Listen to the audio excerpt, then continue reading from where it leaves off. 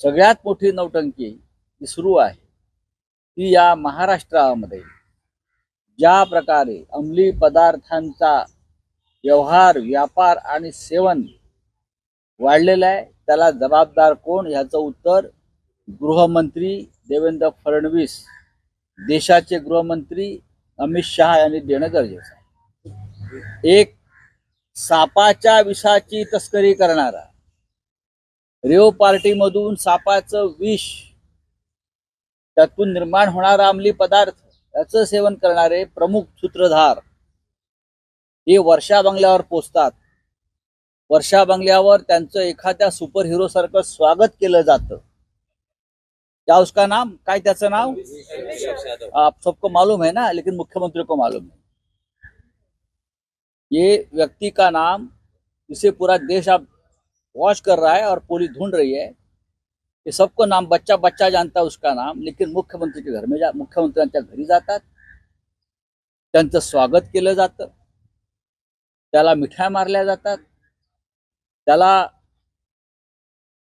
एक खासदार घेऊन जातो त्यांच्या गटाचा जो स्वतः ड्रगचं सेवन करतो अशी माझी पक्की माहिती आहे अशा प्रकारे, आणि तो घेऊन जातो मुख्यमंत्र्यांकडे बसवतो। मुख्यमंत्री त्याच्या हातात आरतीची थाळी देतात आणि त्याच्या हातून आमच्या गणपतीची आरती केली जाते आणि मुख्यमंत्री बाजूला उभं राहतात।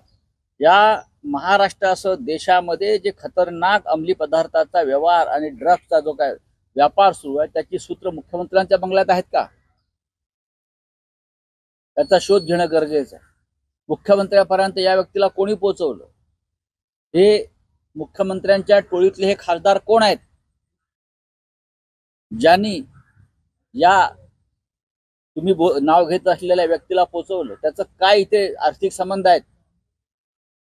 आपल्याला आठवत असेल उद्धव ठाकरे जेव्हा मुख्यमंत्री होते तेव्हा पंढरपूरला पूजा करण्यासाठी गेलेले मुख्यमंत्री म्हणून, तेव्हा आदित्य ठाकरे पूजेच्या मध्ये उठून जाऊन गाडीमध्ये बसला। चर्चा तिथे अशी होती की हा शुद्धीत नव्हता,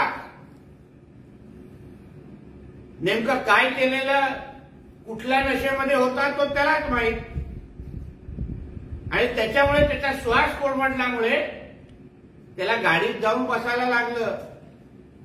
म्हणून शिंदे साहेबांच्या खासदारांच्या बद्दल कोण ड्रग घेतो नाही घेतो हा नंतरचा विषय, तुझ्या मालकाचा मुलगा किती शुद्ध आहे, कुठल्या कुठल्या अंमली पदार्थांच्या काय ड्रग्ज माफिया बरोबर तो पार्ट्या करतो, ह्याचं पण मग आम्हाला टॉवर लोकेशन महाराष्ट्राला दाखवायला लागेल। सुशांत सिंग आणि दिशा सालियांच्या ज्या 8 तारीख आणि 13 तारखेच्या पार्टीमध्ये तुझ्या मालकाचा मुलगा शुद्धीत होता का, ह्याचं पहिलं सर्टिफिकेट आम्हाला दे, आणि मग दुसऱ्यांवर अंमली पदार्थ आणि ड्रग्ज मुक्त महाराष्ट्राची भाषा कर। ड्रग्ज मुक्त महाराष्ट्राच्या पहिली सुरुवात ही मातोश्रीवरून करा आणि मग उर्वरित महाराष्ट्रावर लक्ष ठेवा, एवढं मी संजय राजाराम राऊतला सांगितलं।